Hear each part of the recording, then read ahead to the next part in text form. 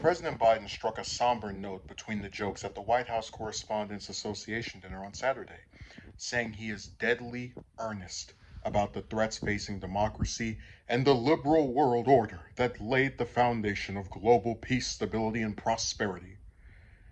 God, it's like he just has a little note card with all these different words to make himself sound smarter. We're in a time when what we so long taken for granted is facing the gravest of threats. And I'm being deadly earnest.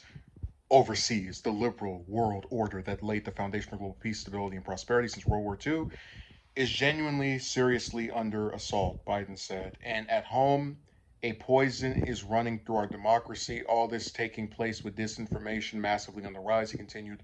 But the truth is buried by lies, and the lies live on as truth. What's clear, and I mean this from the bottom of my heart, that you, a free press, matter more than you ever did in the last century. During his speech, Biden also honored the journalists reporting on the grounds during Russia's invasion in Ukraine, saying they have given viewers and readers an unvarnished look at the destruction that has enveloped Ukraine over more than 2 months of fighting. Okay, usually I like to read more of the article, but we don't need to go any further than that. So anyone that's followed my stuff before has no. I don't know if you should be aware because I don't bring it up all that often, but I have brought it up more than once. Um, Biden was vice president under Obama, who signed the Espionage Act, which he used to jail journalists 6 times.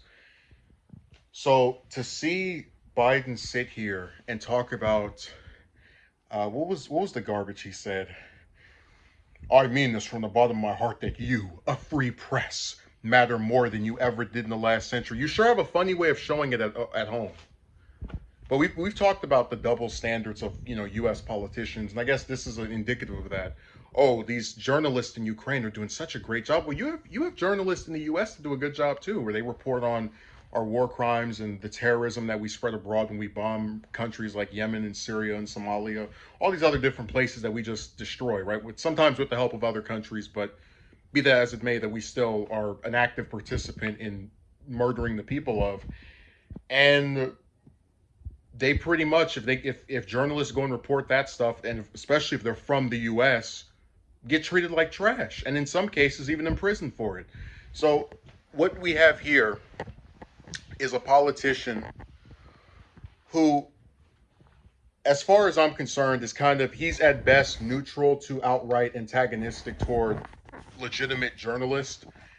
And because Ukraine is nominally against Russia, he's going to side with, these journalists reporting in Ukraine and say that they're exposing all the evils over there, even though our evils, when they get exposed by someone, are demonized by him. And you saw a pretty similar case of this. I know it's not him, but it's his vice president during the. So Harris was attorney general when Edward Snowden's whole scandal broke out back in 2013, and she had nothing to say in defense of him. But then when there was this Trump whistleblower, we need to protect those that expose the screwed up things and messed up parts of our government. What? Where was all this stunning and brave action 8 years ago?